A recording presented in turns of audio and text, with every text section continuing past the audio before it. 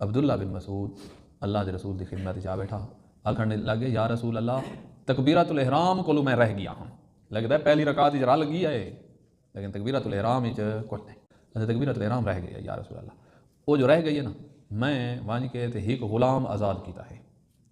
गुलाम क्यों आज़ाद किया? मत्ता गुलाम आज़ाद करने का जरा सवाब है, वो सवाब मैं कुछ पवे ना, तो वह तकबीर जी मेरी जमात ना रही है उस जितना सवाब मेरा मतलब बन में हो।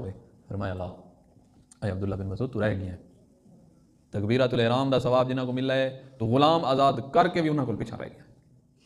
आदा या रसूल अल्लाह मैं बिया गुलाम आज़ाद करे सचा। फरमाया वत भी उन्होंने मोमना को पिछा रह गया जिन्होंने तकबीरतुल इहराम रलन का सवाब मिला है।